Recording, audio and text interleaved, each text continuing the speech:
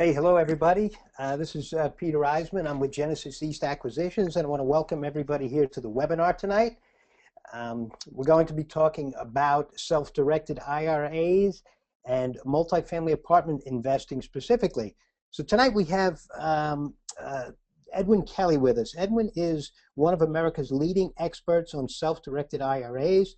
He is the CEO of the Horizon Trust Company, and he's going to talk specifically about self-directed IRAs and what type of investments you can do in those IRAs.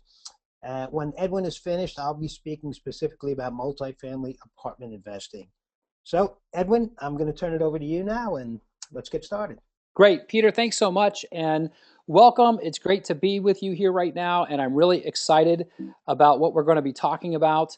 As Peter said, we have a great program lined up for you, and ultimately what it all boils down to is this. We're going to talk about how to create a fortune and rescue your retirement using one secret tip. Now, as Peter said, my name is Edwin Kelly. I am CEO of Horizon Trust Company. I'm also an author, a speaker, a trainer, and an investor, just like you. I also happen to have 4 children. I'm married. I have parents.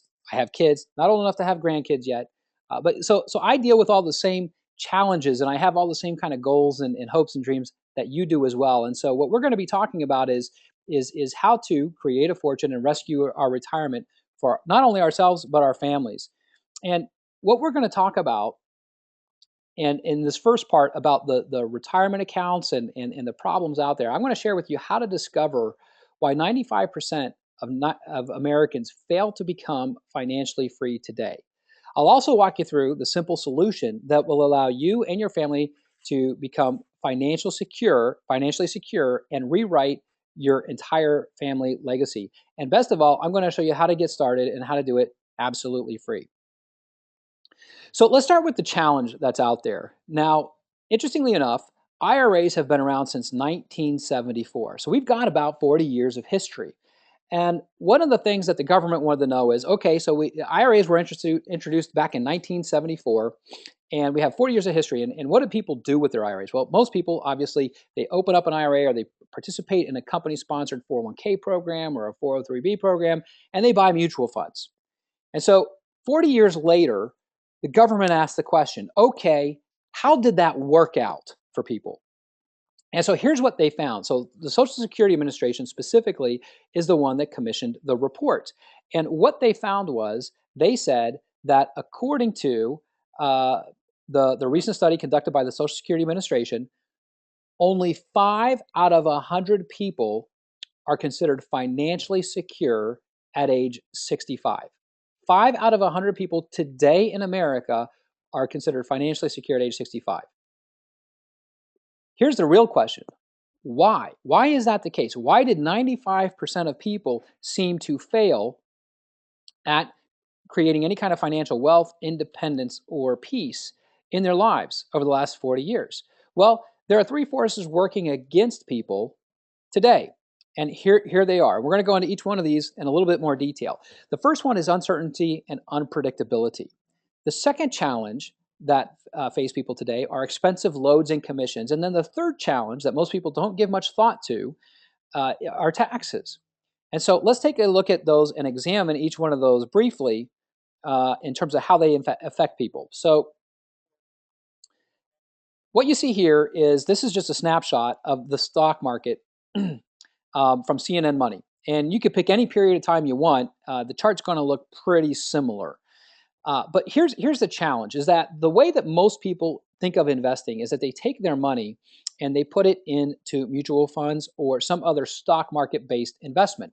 Now, when we work with a financial advisor, and if you've ever worked with a financial advisor, one of their favorite statements is slow and steady wins the race. That's usually the philosophy that underlies the mutual fund investing strategy. Slow and steady wins the race. Have you ever heard that before?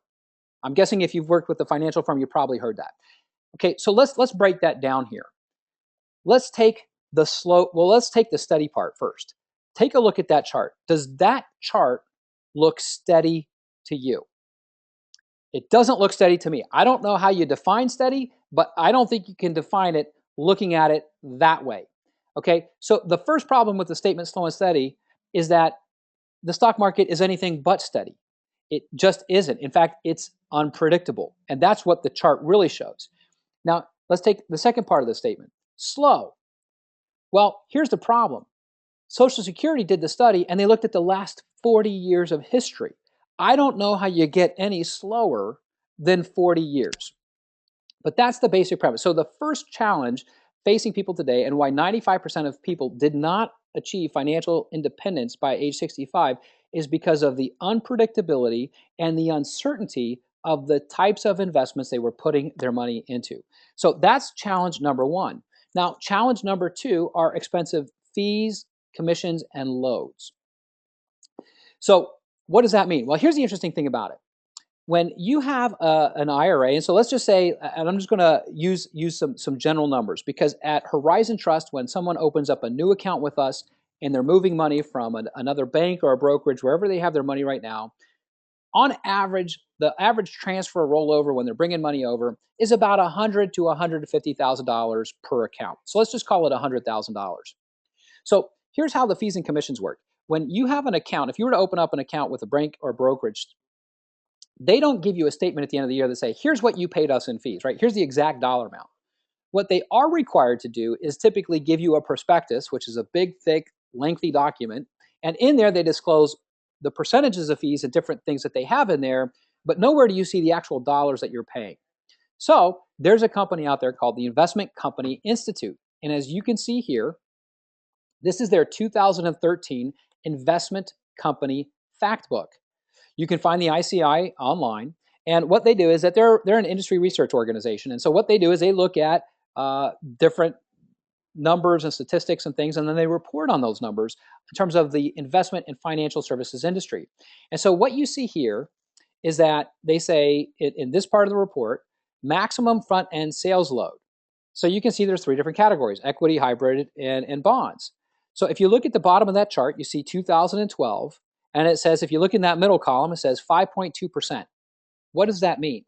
That means that the average person is paying 5.2% in sales fees and commissions and loads on their investments. Now, you probably weren't aware of that, right? So to put this another way, to go back to our example, with a $100,000 IRA, if you were to open up an account and move money to your typical bank or brokerage house, you could pay $5,300 in commissions plus ongoing fees of $1,500 per year, according to the Investment Company Institute. That's $6,800 your first year. Now, think about that. If you're going to go make an investment like that, you have to make at least $6,800 in the stock market before you even get back to zero. So expensive fees, expensive commissions are a second challenge that contributed to this problem. The third challenge that people face is the trouble with taxes. And when people often work with financial firms, they don't focus much on taxes as they do the investing. And the reason why is what we just talked about. They get paid on investments. And so they don't really care what type of vehicles you use. What they care about is where are we going to invest the money. And so this is the challenge with the tax situation, though. If you look at it and you look at all the various taxes that you and I pay or could pay, right? Federal income tax is anywhere from 25 to close to 40%. State income taxes range from 4% to 10%. There are 45 states that have some sort of a state income tax. So depending upon where you live right now, right, there's a chance that you're in one of those 45 states that you're going to pay a state income tax in. You can also be subject to local income tax, which can be anywhere from 0.5% to 3%. Medicare tax ranges from about 1.5% to 2.9%. Social Security, as you can see, 6.2 to 12.4%. So if we were to kind of summarize the tax problem, if you make $100,000 a year, you could pay to various taxing agencies and authorities $42,200. Is that alarming or what? But that's the problem with the taxes. So the taxes eat up so much of our income and our wealth as we're trying to accumulate it. Is it no wonder that families today can't seem to get ahead? Well, here's what I want you to know. If this has happened to you, or to someone that you love, it's not your fault. Because the things that I'm sharing with you, the things that Peter's going to share with you, these are not things that are commonly taught. They're not taught in school. They're not things that most financial institutions share with you. And so, if this has happened to someone that you yourself or someone that you know, I want you to know it's not your fault. But we're going to give you the solution to how you can overcome these challenges. So, what is the solution? Well, we want to eliminate taxes using a self-directed IRA. A self-directed IRA is the most common, easiest way to eliminate taxes from the equation. Now, there might be some other things that we can do, but the bottom line is IRAs are simple and easy and effective. And so everyone can use that. That's what we're going to look at for the tax saving strategy. The second thing you want to do is stop paying expensive commissions and fees. Keep all your profits in your account, reinvest them, grow them, and that's where the wealth creation comes in. Now, just by a point of comparison, I'll just mention it real quickly right now. You know, we just saw, according to the ICI, that if you have a $100,000 account at a traditional financial institution, you might pay anywhere from, $5,000 to $7,000, right, in that range in fees and commissions. What would a self-directed IRA cost you by contrast? Well, on that same $100,000 account, you might end up paying about $400 a year. Is that pretty remarkable? But you save a lot of money when you take control of your retirement account and you keep all your profits and commissions. And so, or I'm sorry, all your profits and your income working for you, and you don't have to share that with anyone. So you save a lot of money by self-directing. And then the third thing is we want to eliminate uncertainty. So that means we have to diversify away from investment-only approaches that are, swing up and down in the stock market. So you want to invest, by contrast, in things that you believe can be more predictable, certain, and secure. Things like real estate and notes, the things that Peter is going to share with you in just a few minutes. So one of the questions that comes up is it really legal to buy real estate or fund a note or do these non-traditional types of things in an IRA? If you talk to folks, you'll oftentimes hear, oh, you can't buy real estate in your IRA. It's not legal. Well, what we have to do is actually go to the source. And so the IRS, the Internal Revenue Service, right, our friends over there are the folks that actually enforce the rules on IRAs. And this is their website. And if you go to their website and you look at this section called FAQs, right, frequently asked questions regarding IRAs, there's all these questions on here. Now, if you scroll to the bottom, you can see a question in bold right there in the center. It says, are there any restrictions on the things I can invest my IRA in? It goes on to say, yes, as a matter of fact, there are. But now look at this. The IRS was kind enough to give us an example. And so here's what it says. It says, finally, IRA trustees. What is an IRA trustee? An IRA trustee is the bank or brokerage, whoever holds your IRA and your IRA money currently. IRA trustees are permitted to impose additional restrictions on investments. For example, because of administrative burdens, many IRA trustees do not permit IRA owners to invest IRA funds in real estate. However, look at this. Look at this last sentence. IRA law does not prohibit investing in real estate, but trustees are not required to offer real estate as an option. They tell you front and center on their website that yes, as a matter of fact, you can. So I referenced at the beginning of the presentation, I was going to show you how to create a fortune using one secret tip. The question is, what's the secret tip? Well, I'm not the one who called it a secret, by the way. It was actually Bloomberg. And there was an article that came out in 2012, and it said this, and it's called "The Secret Behind Romney's Magical IRA." Now, here's what they were talking about. Now, I don't care what your politics are. I don't care if you like Mitt Romney or you don't like Mitt Romney. This is the point. What Bloomberg wrote about in this article was when Romney decided to run for president, he disclosed some of his financials. And what they discovered when he released his financials is that he was able to amass between $21 million and $102 million in his IRA account in only 15 years. Think about that. He grew his account to $21 million in only 15 years. The reason why they were referring to it being magical is because of the relatively small amounts the law permits to be contributed to IRA plans. Meaning, there's different contribution limits on different plans, and it depends on the year. They change them from time to time. But let's just, to give you an example, over this period of time, Mitt Romney may have only been able to put between 4,000 or 5,000 as a contribution into his retirement account. However, there's no limit on how much money you can make in your retirement account. You can make as much money as you want in the retirement account. The only limitation is how much we contribute. And that's what they were asking. They were saying, what is the secret that allowed him to make this IRA grow from, $4,000 or $5,000 contributions times 15 years to $21 million? I mean, how is that remotely possible? Well, there's two answers to that. I'll show you how it's possible, but I'll tell you how it's also not possible. What he didn't do was invested in mutual funds, okay? That's not what worked. Here's the good news. The secret isn't magic. The secret is a self-directed IRA, because that's what Mitt Romney used. He used a truly self-directed IRA to get control of his retirement account and invest in non-traditional investments that he knew and understood and would give him more consistency, more predictability, and higher returns inside of his tax-protected IRA. So the good news is the secret is a self-directed IRA, and now the secret's out.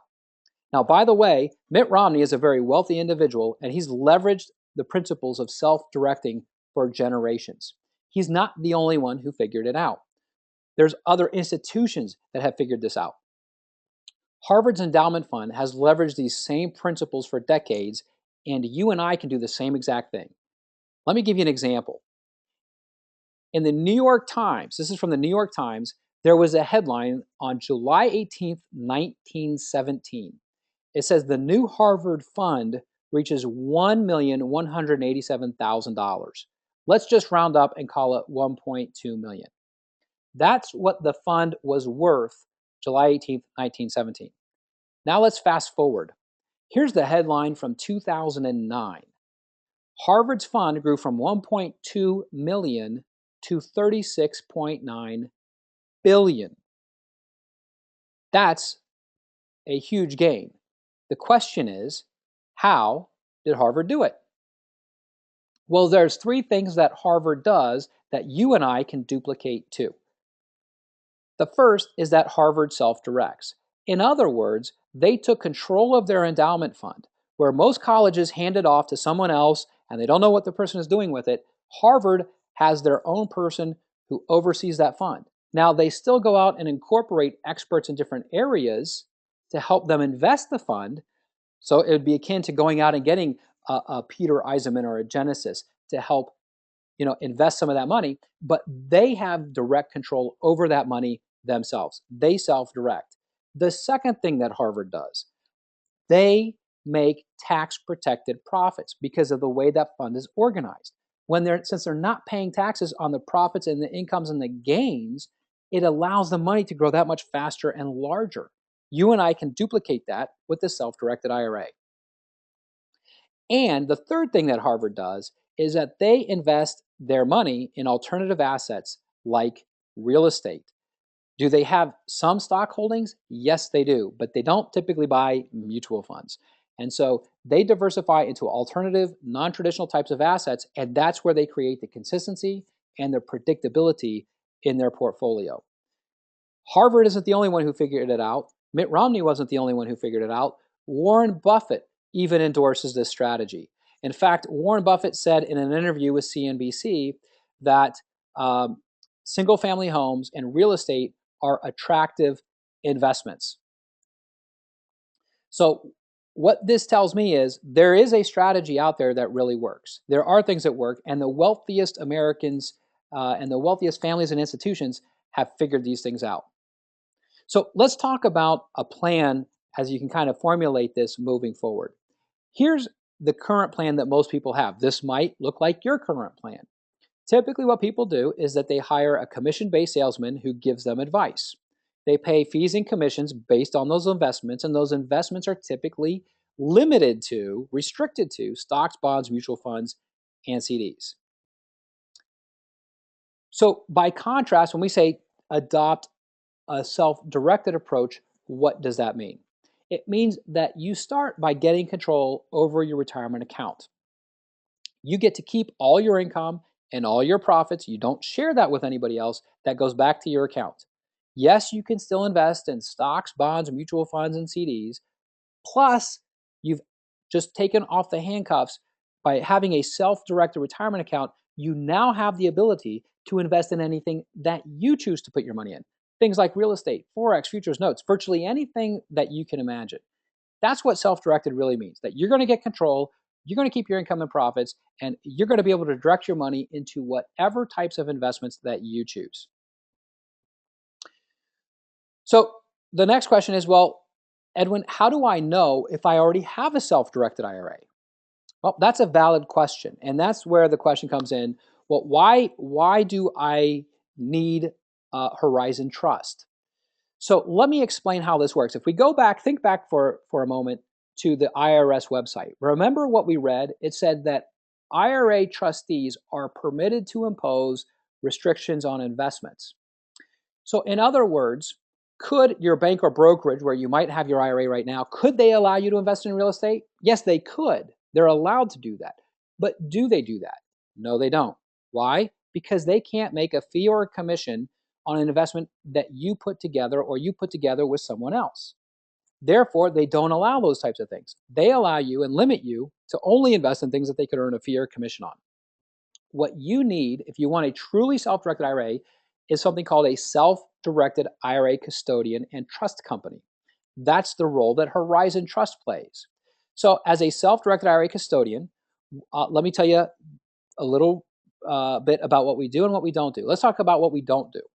What we don't do is call you with the hot tip of the day. We don't call you with the hot mutual fund or the hot stock. We do not sell you investments. I don't have an investment that I could sell you. We do not give investment advice. What do we do?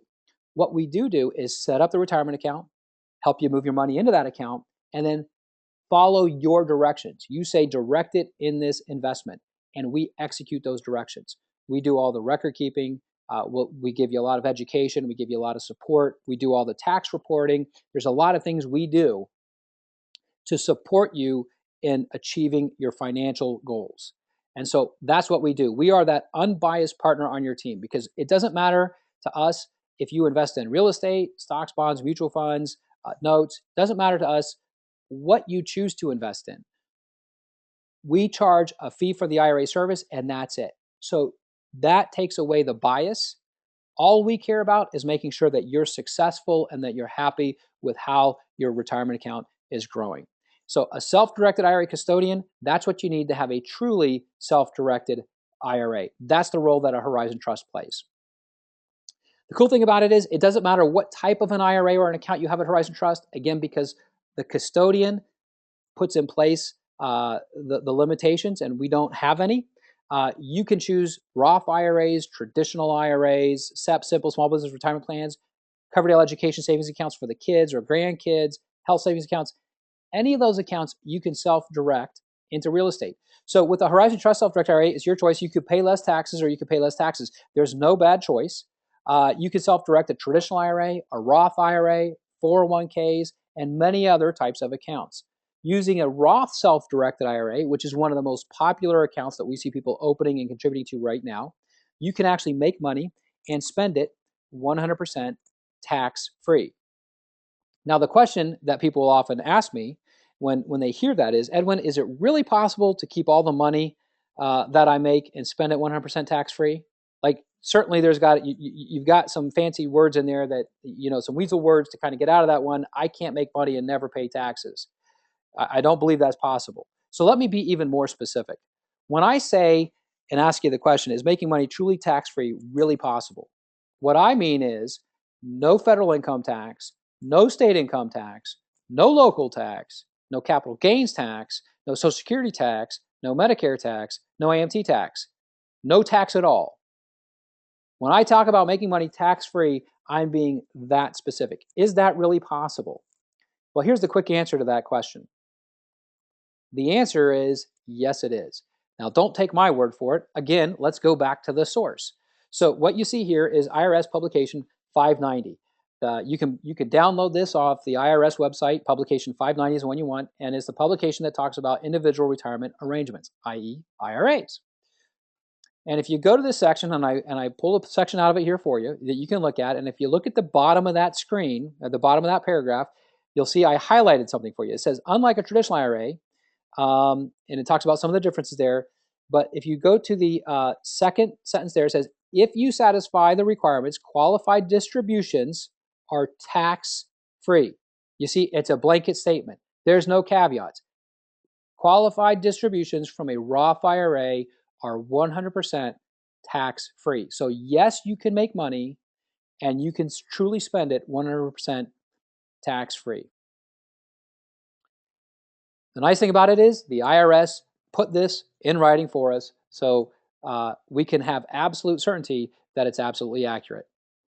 So getting started is easier than you think, and I'll just touch on this really briefly for you. A few ways to get started with a self-directed IRA. You can start by contributing money to an account from your current income. You can, if you have money in an old 401k or an old 403b or other types of thrift savings plan, you can roll that money from that 401k over into a self-directed IRA. The other way that you can get started is by transferring money from a current IRA at a bank or a brokerage over to a new self-directed IRA. By the way, those are not taxable events. No taxes, no penalties to you. You can bring the money over. It's a tax-free movement. What kinds of results can you expect from self-directing?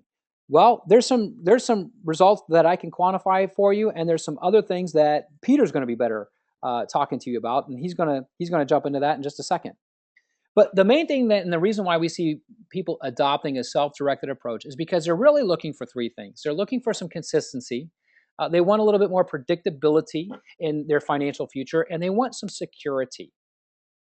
And so let me give you an example. If you were to invest in a real estate investment, and your IRA owns that property, is your money secured by a real asset?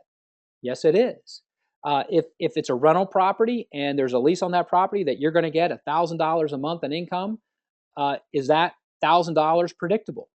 Yes, right? I mean, that's the contract. They're going to pay $1,000 for living in the unit. That's the deal. Consistency. Is it consistent? Do those rents come in and get deposited in your IRA account every month in and month out? It's absolutely consistent. So when I talk about creating consistency, predictability, and security in your retirement account, that's an example of how it's done. Now, let me kind of wrap up with this one final thought, because ultimately what we want is, I don't necessarily want a self-directed IRA. You may not care about a self-directed IRA. What is it that you and I want? What you and I want is income, and we want income for the rest of our life, and we want it to be predictable, right? So here's the question. What does it take to generate $100,000 per year for the rest of your life? Let me just give you a scenario. So there's different ways that this can be done. But as an example, let's just say you got started with a brand new Roth IRA, self-directed Roth IRA, and you put away $5,000 a year for the next 30 years. If you made 10% on your money, which, by the way, a lot of financial advisors say 10%, that's kind of the norm that people talk about. The problem is that they're not actually returning 10%. That's the problem. Here's the cool thing. We don't necessarily need to make more money than what the financial advisors or stock market investors talk about. We just need to do it. We need to change the behavior of our investments. We need to just be able to do it more consistently. And so if we invested $5,000 a year for the next 30 years at 10%, what would that look like? Well, that would grow to $991,000, about almost $1 million for $5,000 a year. We're not paying taxes as we go, right? So all the money's getting reinvested. Pretty cool. Now, because we're making 10% on our money, how much could we distribute to ourselves every year, right? The IRS called them qualified distributions. So how much could we distribute to ourselves every year? Well, 10%, that's what we're making on our money. That's $99,000 a year. Is that pretty cool? So it's a pretty, hopefully you can see the simplicity in this. And that's what I love about self-directing. It's not complex. In fact, it's very simple. We can simply change the vehicles we use. We can change the types of investments we use. And when we make those shifts, we can actually create predictability, certainty, and security in our portfolio. And we can generate ongoing consistent income. $99,000 a year. And by the way, if you're taking that out of a Roth, there's no taxes on that. You get to spend all $99,000. So the question is, what's the best way to get started? We actually offer some free education and training and a consultation to answer all of your questions directly about self-directing and your specific situation. We're going to come back to that at the end because I want Peter to talk about how to make money with your IRA. But just so you have it, the website you want to go to download this information, you can write it down now or just wait till the end. We're going to give it to you again. It's horizontrust.com/Genesis. So we've talked a little bit about self-directing. We talked about the benefits of self-directing now and how it works. What we want to do next is talk about how to create wealth self-directing your retirement account. And that's what Peter's the expert in. So he's going to talk about how to take that retirement account and now create the wealth through shifting your investment strategy from the stock market to another type of approach. So Peter, with that, I'm going to hand it back to you. Great. Thank you so much, Edwin. I appreciate that. That was a great presentation. And now we're going to talk a little bit about multifamily apartment acquisitions. Once again, my name is Peter Eisman, and I'm one of the principals in Genesis East Acquisitions. And we focus on multifamily apartments. So, get to the next screen here. Okay, let's talk a little bit about what we're going to say in this presentation. First, we're going to talk about why invest in real estate to begin with. Secondly, why specifically multifamily real estate? Some of the advantages of multifamily over other more conventional investments, some of the things that Edwin touched upon, stocks, bonds, CDs, things like that. Just a little bit about the Genesis team. Why we're in the perfect storm right now for multifamily investing. And then we'll have a little example of what makes a deal part of that perfect storm. A typical deal that you could do out there in the multifamily field. A recent deal that was just done. A little bit of a deal overview and why we do a deal and what we're looking for in a deal. Why we like to use investor funds, equity money to purchase these properties. And a little bit of a summary of why multifamily now, why are we in this industry right now, why Genesis is unique in the marketplace, the strategy that we use to acquire these properties, and then finally, if you need to learn more, we have our contact information at the end. So let's talk about why invest in real estate at all. Well, first of all, it's a very attractive alternative to other investments such as CDs, stocks, bonds, that type of thing. There are a lot of advantages to real estate that you don't get in some of these other investments. For instance, it's a tangible asset. There are brick and mortar properties. You can actually go there and touch the property. And it's a very predictable business model. If you're buying, fix and flips or, buying wholes, rental properties, that type of thing, they all have their own type of business model that they go by. There's more control over real estate than there are over other conventional investments. You have no control over a stock at all. You put your money in and wherever it goes, it goes. There's pretty much an established valuation methodology on all types of real estate. Pretty much people know how to price a property, regardless whether it's multifamily, commercial, single family, whatever it is. There's an accepted use of leverage to maximize your returns in real estate that you don't have in a lot of other investing strategies. It's a very, very effective inflation hedge, income and appreciation. And the investment provides a couple of different benefits. One is typically short-term cash flow for rental properties, for instance, or even if you're flipping properties and wholesaling properties. Long-term capital appreciation, holding the properties and then selling them. And of course, the tax advantages that you get with real estate. So why multifamily investing? First of all, in the multifamily field, we feel that the buyers and sellers are a lot more rational than they are in some other areas of real estate. For the most part, you've got a lot of very professional business type people that pretty much know how to value a property. They know how the business works. They come to an agreement on the price of the property. There's not a lot of emotion involved. You know, with single families, you have the emotional factor. You have people that have lived in the property for generations. Their kids grew up there. Certain events happened at the property. So there's a lot of emotion tied into single family properties where you don't get that with the multifamily commercial properties. You can buy scalable projects that you can buy anywhere from 4 units, a 4-unit multiplex, up to 4,000 units, depending on your comfort range, your comfort level, and your financial resources. So you can start at any level you'd like. Nice thing is they run like their own small businesses. They function very predictably. I come from an entrepreneurial background, so I like the model of a small business. And a multifamily apartment operates just like a small business. There are just a certain number of areas where you can get income from, and a certain number of areas where you have expenses, and they're pretty much cookie cutter from one project to another. So we like that. They function very predictably. And we invest primarily in what are known as C-class apartments. And I'll talk a little bit about that later when we do our criteria. But in the C-class arena, there is very little competition from new developments because the new developments that they're building are primarily A-class type properties, and they're typically in the largest cities, Miami, New York, Chicago, San Francisco, places like that. We don't compete with those. Those are the REITs. Those are the asset management companies and the hedge funds and people like that. Those are the real big boys.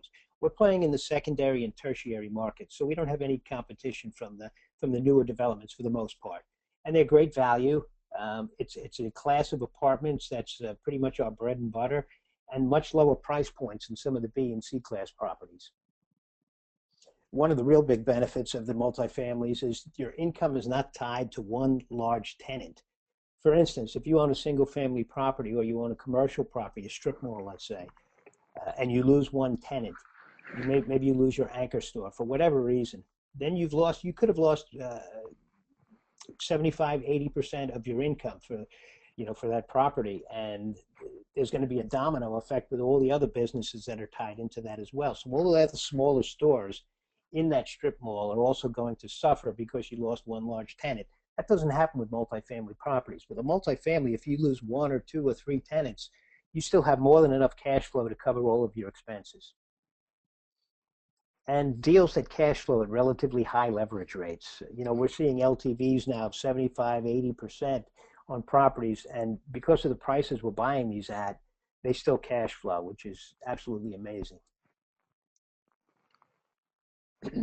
So we consider it a very good business that provides relative ease in a couple of different areas.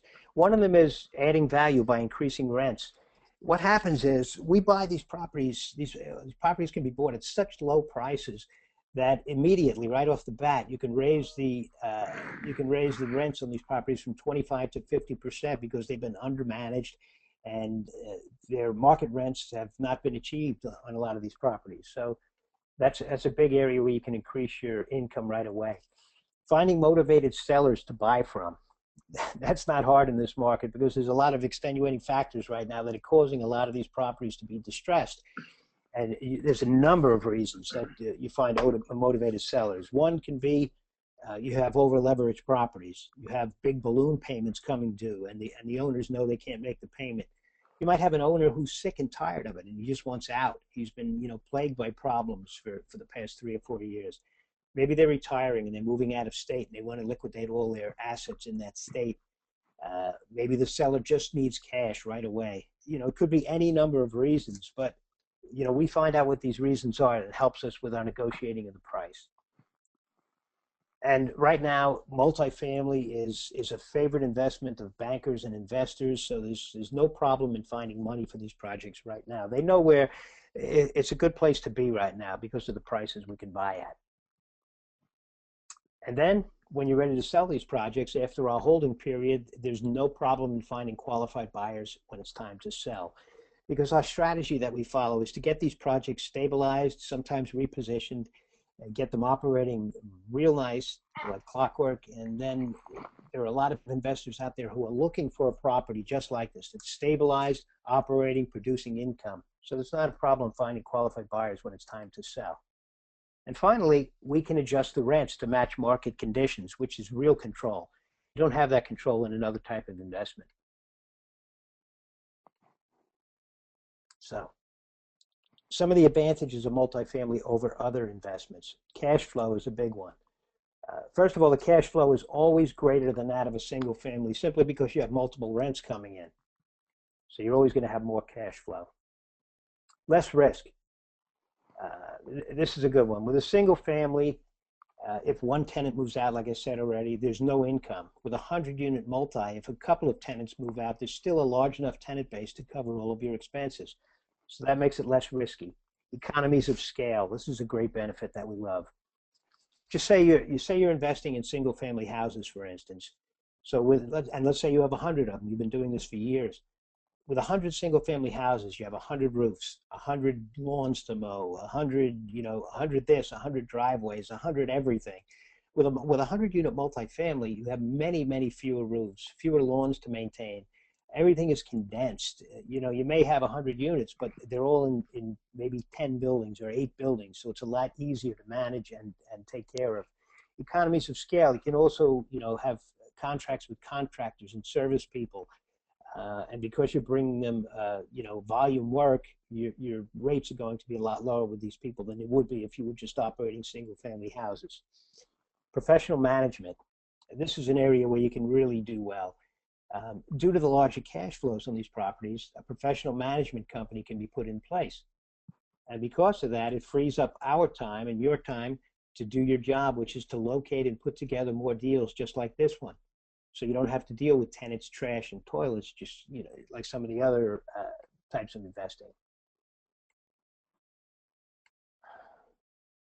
So some more investments, some more advantages actually of multifamily over other investments. First of all, less competition.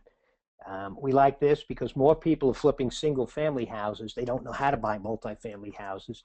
It's a complicated business if you don't know how to do it right, and we do.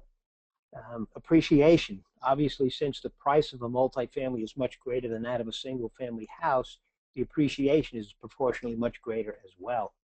So that's a big benefit.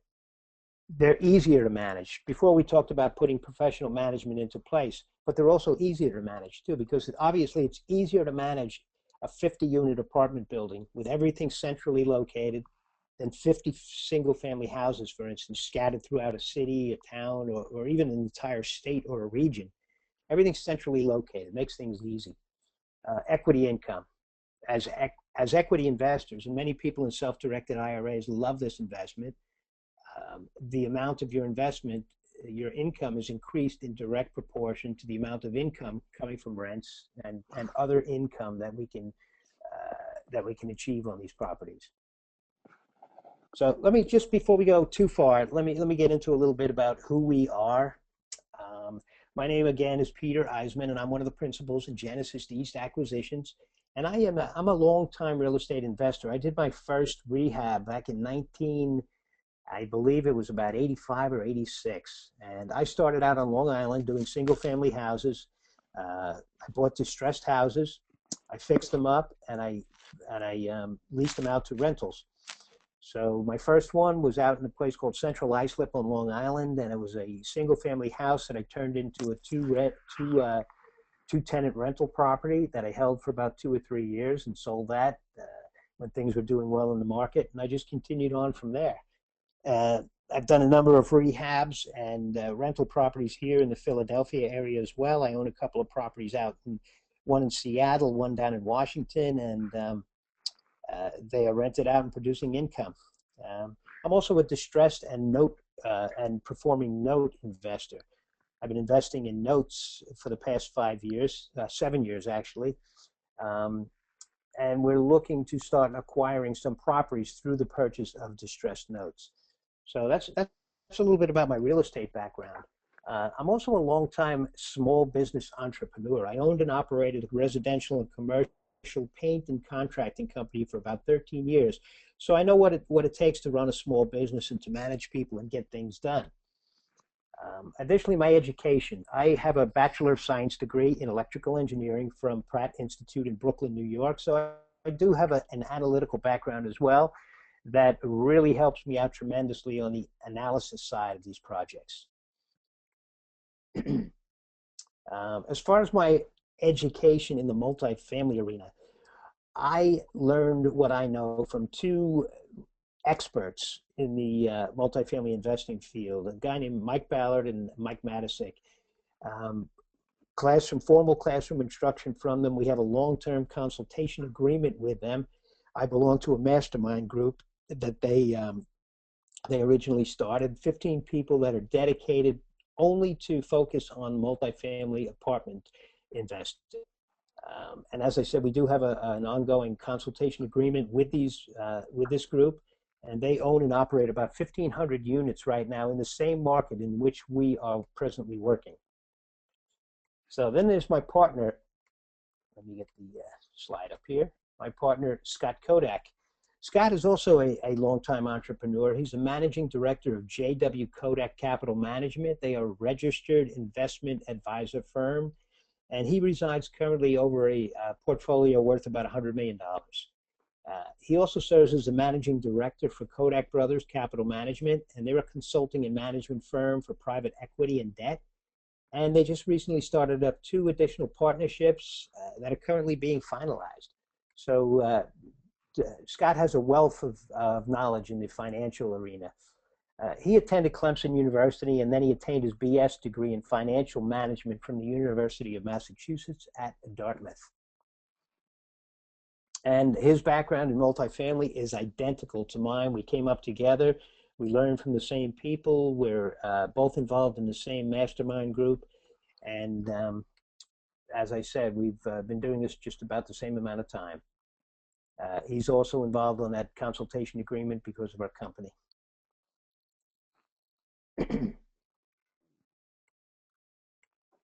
Okay, so let's talk a little bit now about why now. Why now is the perfect storm for apartment investors. And we're in a very, very unique place in the multifamily market right now. The financial crisis that we just came through and we're still in has created a very unique opportunity for investors just like us. Right now, trillions of dollars of multifamily properties are currently in foreclosure. And I'll talk about some of the reasons for that in a minute.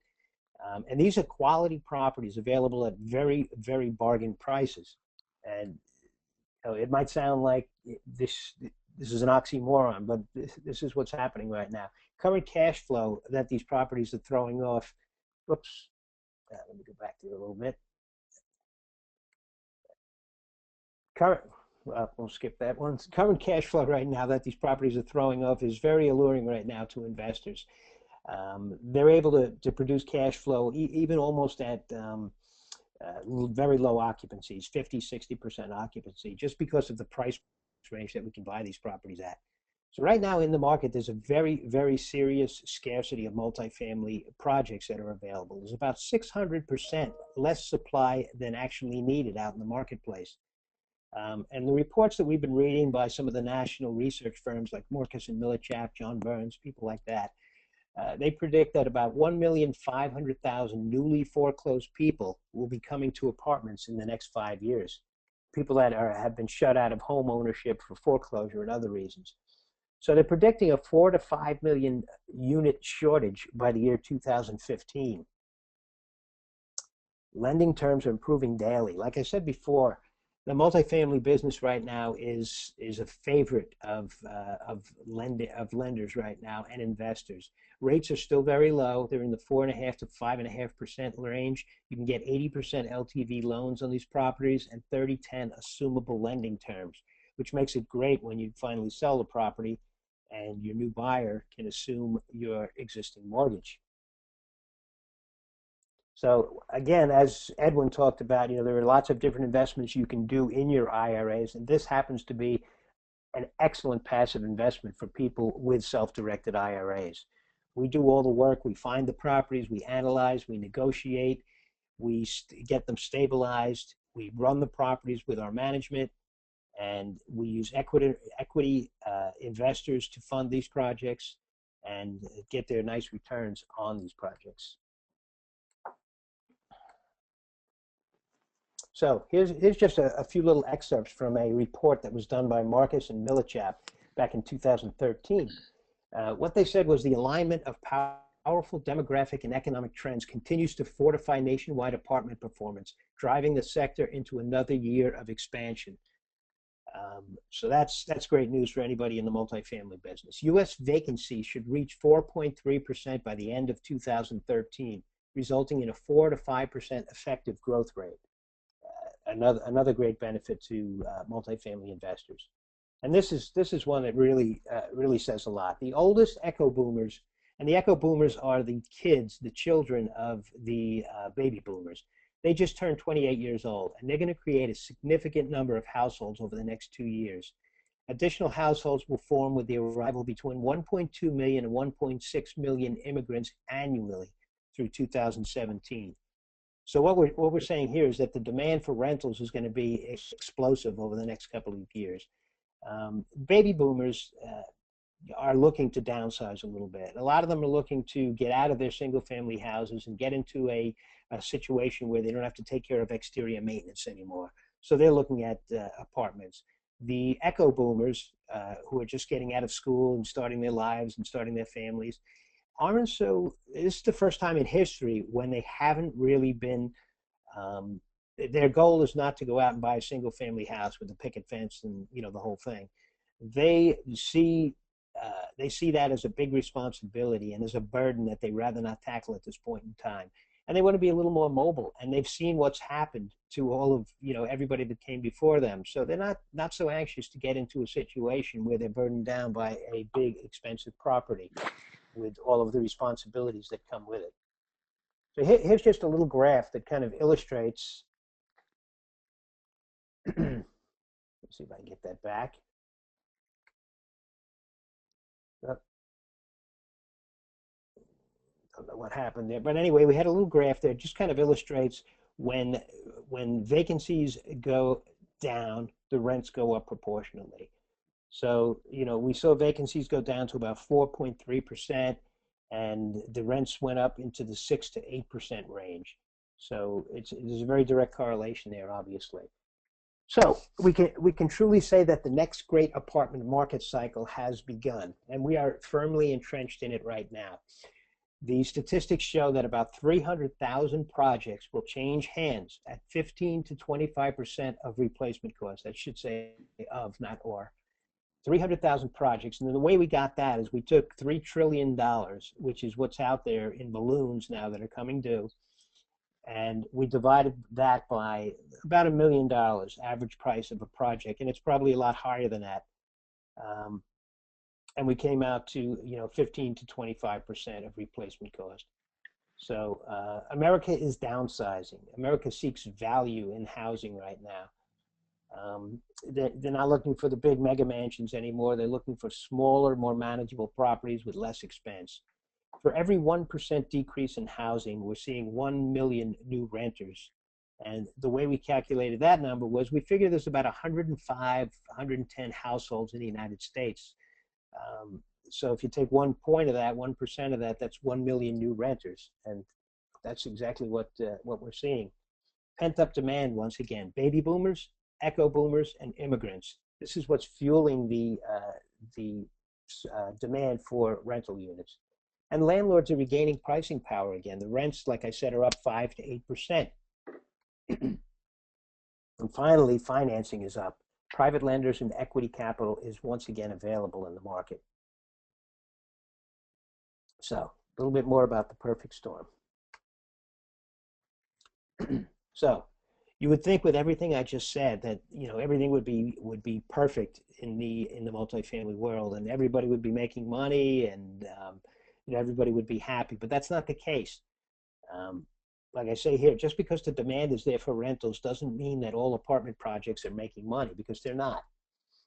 What's happening is the people that currently own a lot of these projects paid way too much for these projects. They paid, when these things were at the top of the market, they bought these, and they paid very, very high prices, and they can't refinance these projects at this point in time. So therefore, they can't make the banks happy. The banks want their money. If you can't give the bank their money, they're not going to be happy.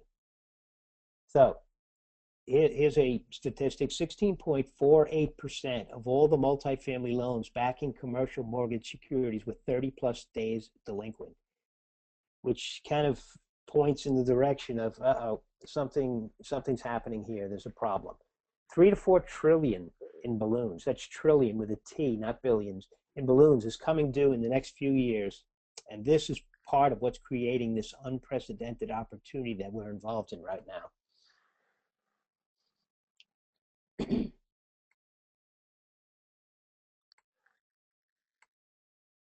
So here's an example that kind of illustrates why a property becomes distressed and what happens. Many of these apartment projects that are out there, they're performing very well with sound fundamentals, yet we're still seeing this big wave of new apartment foreclosures heading our way. So here's an example that illustrates why. First of all, let's say an owner purchased an apartment for $1.2 million back in 2007 or so, somewhere in that time frame. He put down $200,000 and he took out a $1 million loan, which was about 83% LTV, which is, you could easily do that at the time. And it had a 5-year balloon attached to it.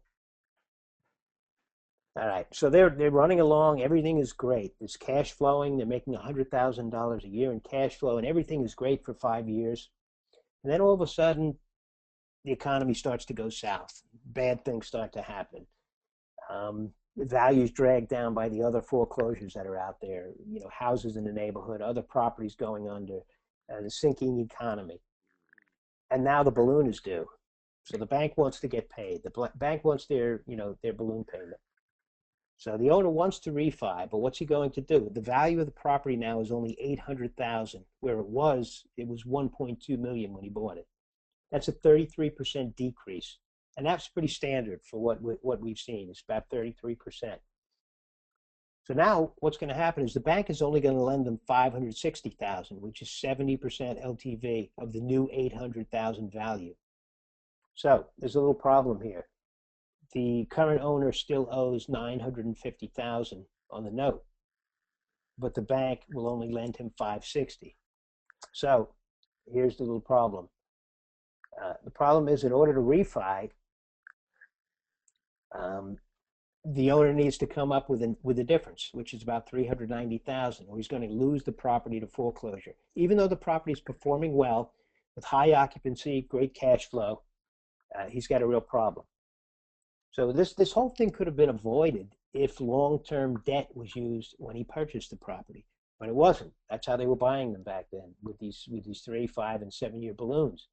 And this is exactly what's happening all across America right now. Properties are performing well, but due to short-term debt coming due, they're headed into foreclosure.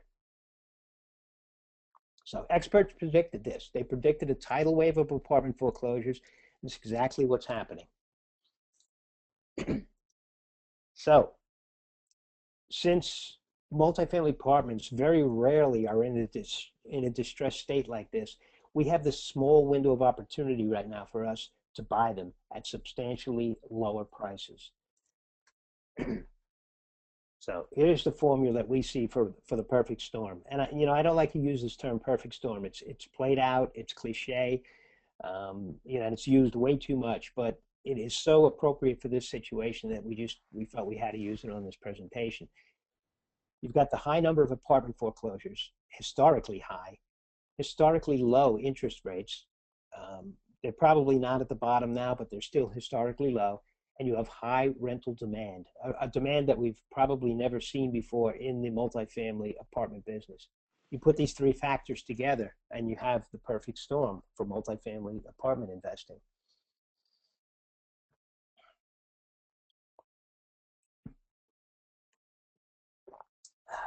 Next slide.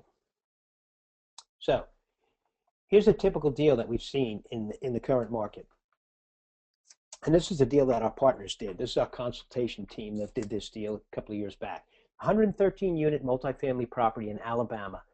And Alabama, because we work only in the secondary and tertiary markets. We do not work in the primary markets such as New York, Miami, Chicago, San Francisco.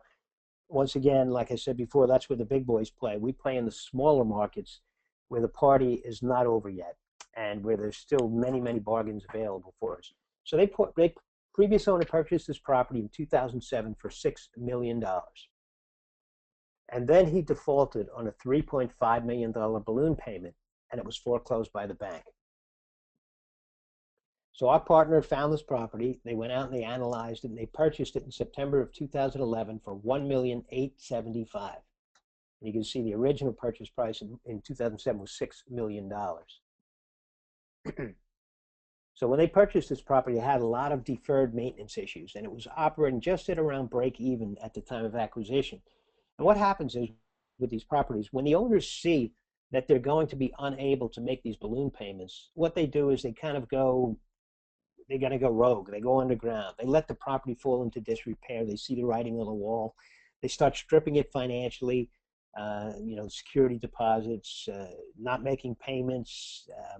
They stop paying taxes, maybe. They stop paying other fundamental things that they need to keep the property maintained. There's a lot of deferred maintenance.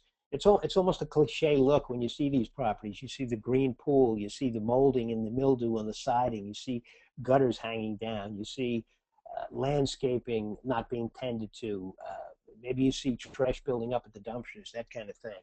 So there's a lot of deferred maintenance issues that we find on these properties. So our partners went in and they spent $300,000 on the rehab of this property, and they were able to get it fully stabilized and profitable within 18 months.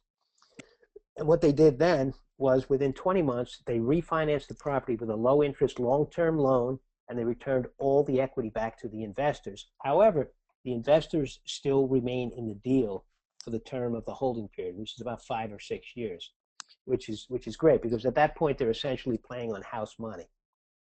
So subsequent to the refinancing on that property, it's being operated for cash flow and ultimately to be sold to realize capital appreciation. And here's just a quick snapshot of the deal just to summarize it. Purchase date was 9/2011. It was 113 units, which is right in the ballpark of what we're looking for. Location was in Alabama.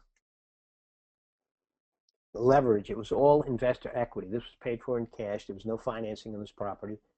5-year IRR on this was 20+%. Cash distributions so far have exceeded 10% per year. So here's another very, very quick example just to give you an idea. This is a 155-unit multifamily property in Lexington, Kentucky. This one was purchased at auction, which is another way of purchasing these properties. It's a little bit different strategy. You need to have everything done up front. You need to have all your due diligence done. You need to have all your financing in place. This one was purchased well below market value for about $1.7 million.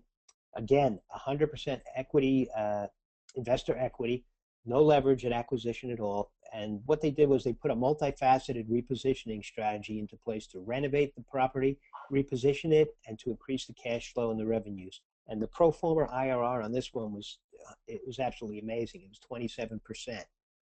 And they plan to refinance this by the end of 2013 and return most, if not all, of their investor equity. I'm not 100% certain that they refinanced. I'll find that out, but I just didn't check to see if they did that yet. So, deal overview. Why investors love multifamily apartments? And there's a number of reasons. First one is that the potential returns are dramatically increased over other investments. Just because you have so much cash flow coming in, and because we buy these projects at such low prices, and we're able to get in there, get them stabilized, and get them up and cash flowing at a pretty quick pace. Under our refinance scenario, which is the one I just described, where we buy it with all cash and then we refinance out in 12 to 18 months, 60 to 100% of the original capital is paid back to the investors, and they remain in the deal, continuing to receive their high, safe returns on the investment until the exit strategy is implemented. So again, the equity investors are playing with house money from this point on. They have no money left in the deal, maybe a small percentage of what they originally put in, but for the most part, most of their money is returned, and they're still getting their returns each year until we exit out of the property. So that money can be rolled over into other projects as we move along. Refinance leverage is relatively high, and it includes the capital improvements that were made on the property as well. And upon stabilization, more exit strategies exist than with a conventional purchase finance. So there's a lot of reasons why investors love these multifamily projects. So what we do is we utilize investor funds to acquire these properties, and to succeed at buying these deals at these prices, we need to be a couple of things. We need to be nimble when it comes to analysis, and that we are. We have our analytical side down. We have our consultation team that we work with. We have the software that we use to analyze all these properties, and we have some great experience behind us. We need to be credible when it comes to making offers, and that we've done. We've built up a credibility factor with all the major players in these markets, and we've leveraged the experience and the resources of our partners on these to become credible, financially strong when it comes to negotiating price. And that's why we're looking for investor funds and people that have self-directed IRAs that can fund these projects, because we need to have cash available so we can negotiate low prices and be strong when it comes to negotiating. And finally, we need to be operationally competent when it comes to refinancing, which means that we need to be able to show the banks and the lenders that we've been able to get these properties acquired, stabilized, up and running, and profitable, so that we have no problem refinancing and giving our equity investors their money back. So just a little bit summary now of why it's the great time to invest in multifamily. So again, over 7,500,000 more renters are coming into this market over the next 5 years. That makes the demand incredible. Undermanaged properties where the rent increases can be 7 to 9% for the next 5 years. Huge increase in apartment auctions and REOs are coming up in the next 3 to 5 years. When we're in that cycle right now. So there are other ways than just through brokers and off market. We can find these through auctions and REOs as well. $3 to $4 trillion of apartments will be changing hands, and we want to get a big portion of that. And our investors just love that. So a little bit more to the summary here. We can buy buildings for 2 to 3 times rent with 12 to 16% cash flow. This 2 to 3 times rent, that's a gross rent multiplier number, and that number, the lower the better. Just to give you a reference point, with a house, a single family house, that number might be 15, 20, 25. With an apartment building that we're looking at now, maybe 5 years ago, that number was like 7 or 8.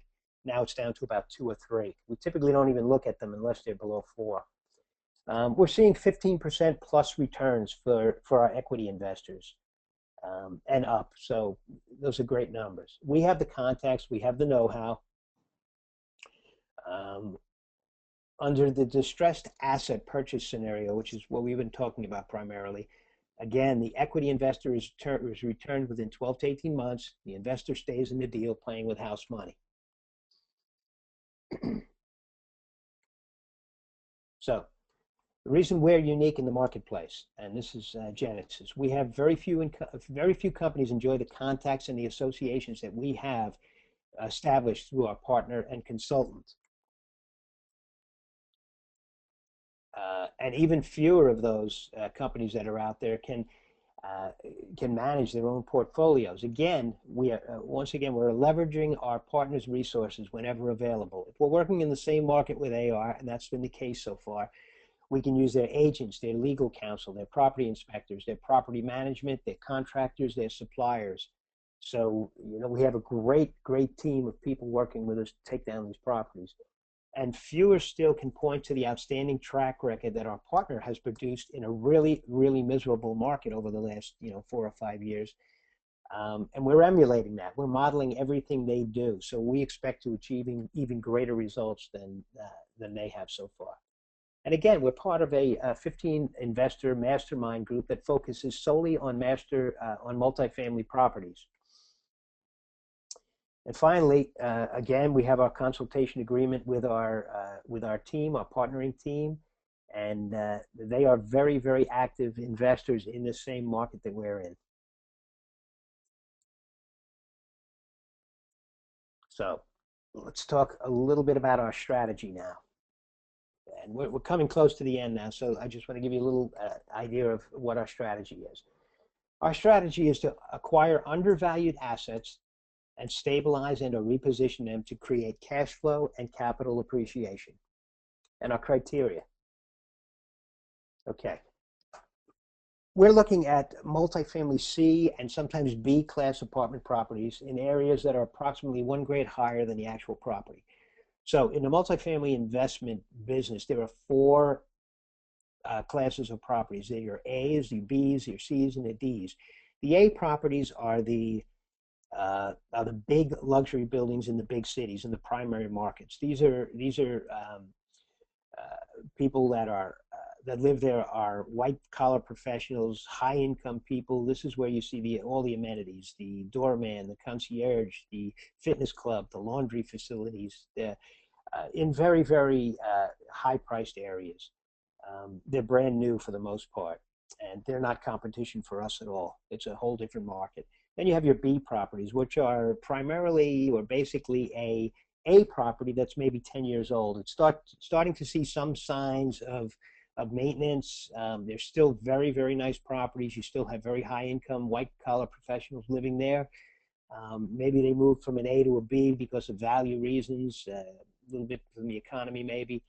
Then you have the C properties, which is our bread and butter. The C properties are anywhere from 15 to 40 years old, and they have seen a lot of wear and tear over the years. They have some deferred maintenance, but they are the bread and butter properties. They are the places where you have your long-term rental tenants that are probably going to be rental tenants for the rest of their lives. Maybe they aspire to own a house someday. Maybe they will, maybe they won't, but there's a never-ending supply of tenants for this particular market. These are less demanding people. They're a lot easier to please for the most part. And then finally, you have your D properties, which are basically your war zones. To invest, you got to be wired completely differently to invest in D-type properties. There's a lot of heartache there, and crime, lawlessness, a lot of things that can really break your heart if you see how these people live. These are buildings that are in very bad shape. They might be drug-ridden and crime-ridden. Maybe you see cars in the parking lot, abandoned cars. You see trash buildup. You see gutters hanging off the properties, things like that. So what happens is, in times of trouble, in times when the economy gets slow and people are starting to hurt a little bit, you might have the people from the A properties move to the B. The B might move to the C, but the C is not going to a D. They won't do that. That's a last resort. Nobody would ever move from a C to a D if you can afford it in any way. So that's why the C property is such a stable place to be.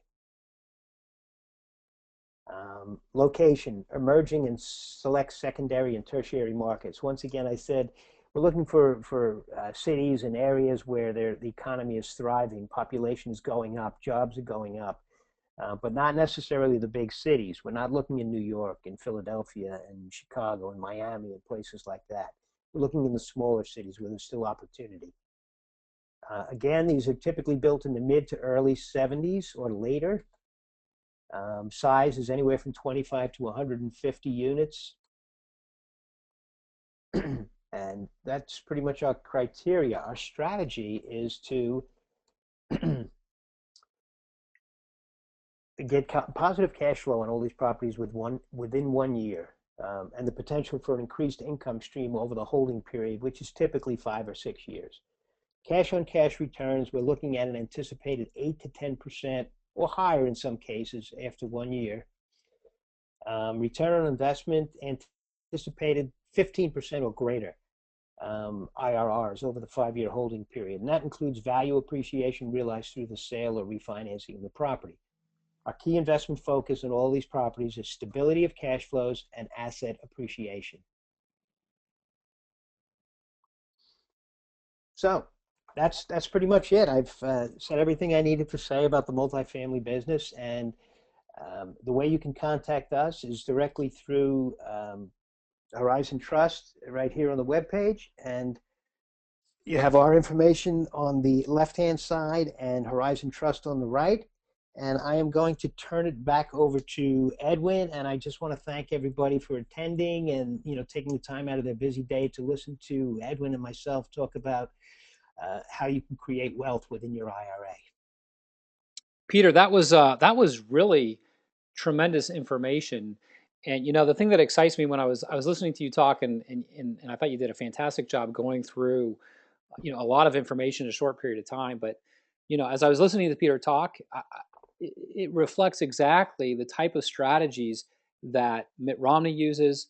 It's what Warren Buffett does. It's the kind of strategies that wealthy institutions like Harvard's endowment fund uses, and so it's proof positive that simply having access to the right information, the right education, and the right resources really can help you create a fortune and totally rewrite not only your own retirement but your entire family legacy. So with regards to getting more information on self-directing and how that can work for you, as I referenced earlier, we do have the free education and the next step to help you get started. So we have a free book, a free video, and a free consultation. And so to access those resources, all you have to do is go to horizontrust.com/Genesis, and you'll see you can put in your name, your email address, your phone number, and your contact information, and we'll send that out to you. If you prefer to call us, you can call us at 888-205-6036. You just hit option number 1 when you come into the main menu. So I'd like to thank you again for attending as well. And Peter, I'll give you the last word. Okay, Edwin, I want to thank you so much for allowing me to present my material on here and working with you on this. I learned a ton from you as well, as I do every time I hear you. So I just hope everybody takes us up on the offer and contacts us to find out more information. I'm always willing to answer any questions and talk to anybody. I have a passion for multifamily and real estate, and I just love introducing other people to this exciting way to make money and increase their wealth and improve their family's legacy. Great, excellent. So thanks everybody. Again, and go ahead. I'm sorry. Go ahead, Ed. No, I was just going to say thanks for attending, and I look forward to meeting some of you here in the very near future. Okay, great. Thanks. Good night, everybody.